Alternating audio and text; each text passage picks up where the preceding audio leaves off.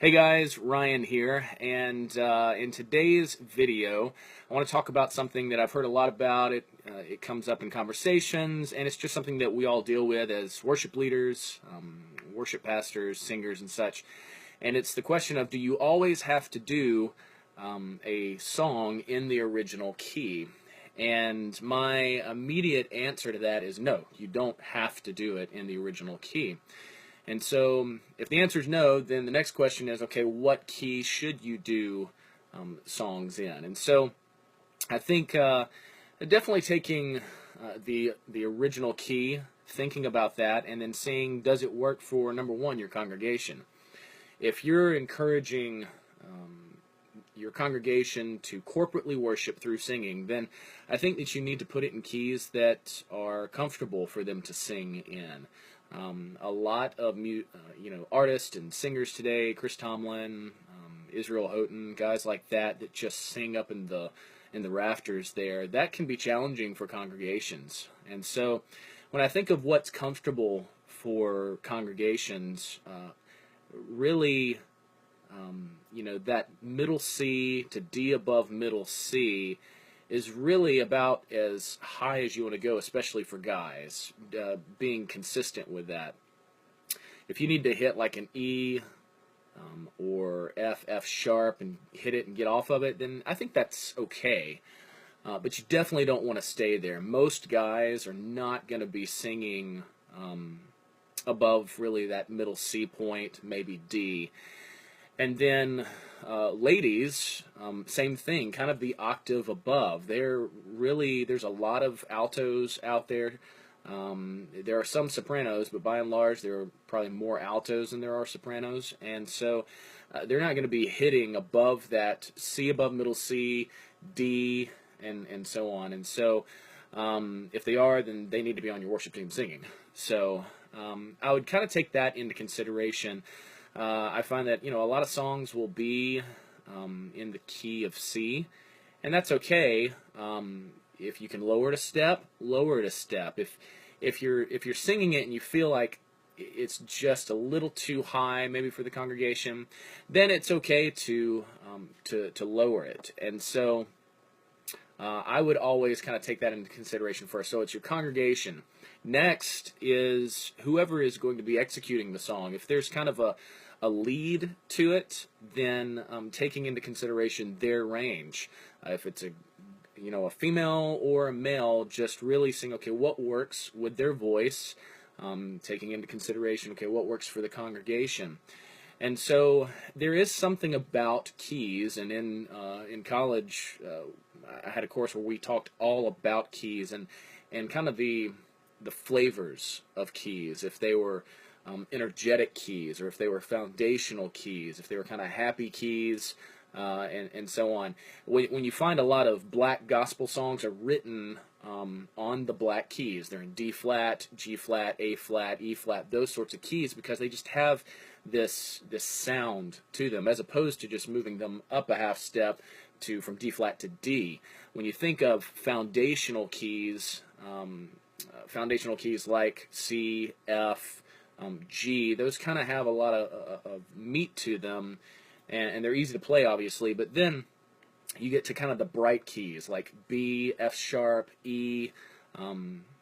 Those kinds of keys really have a brightness about them. And so when you're thinking about the songs that you're doing, sometimes a key just won't work for a song because of the feel of the song. If the song was written in B, doing it in G flat may not work, because it just there's something to be said about the feel of the song, the flavor of the song. And so don't be afraid of just moving it a half step if you can. So thinking about the congregation, thinking about the singer, the person who's going to be executing this, you want it to be comfortable for them. You don't want them to be struggling too much. You want it to be comfortable for them, because in all honesty, they're the person who's really selling the song, and you really want them to execute it as best as possible, give them the best chance for success in executing the song, and really helping the congregation to engage.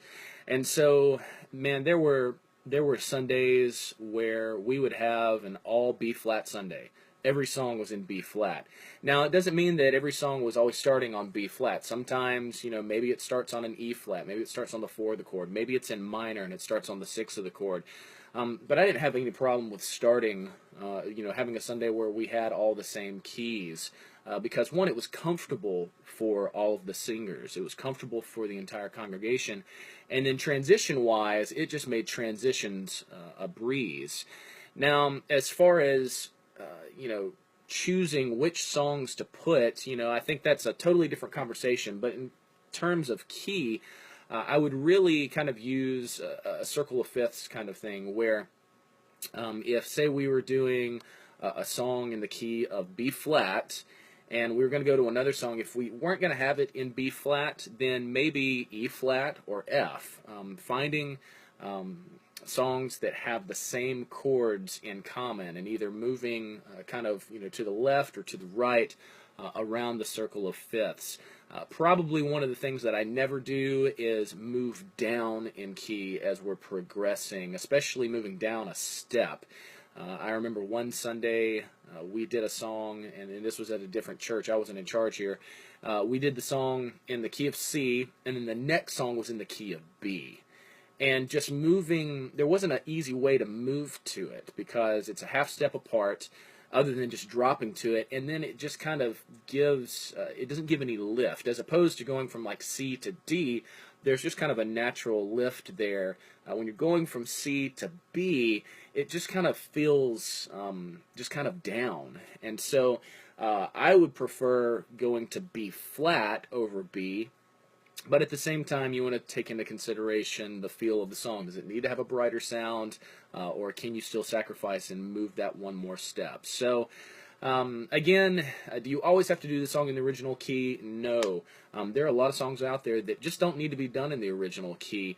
I think of the song Forever with Carrie Job. There are just not a lot of females that can pull that off just with the energy and the success and in order to just sell that song. And I use that term loosely. I'm not meaning that we're selling songs, but I'm meaning in order to execute that the best it can be, what I've found is that for most female singers, we kind of have to lower that because I think the original key was A flat, and so we have to lower it to at least G, maybe G flat, or even F, depending on if the singer can hit those higher notes.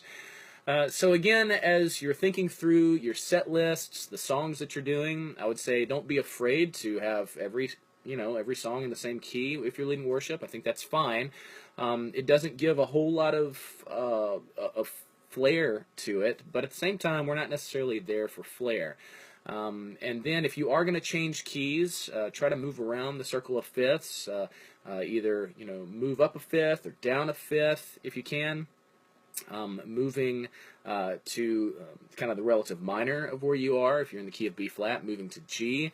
And then as far as choosing the right keys, always having your congregation first in consideration, making sure that it's going to be comfortable for them to sing.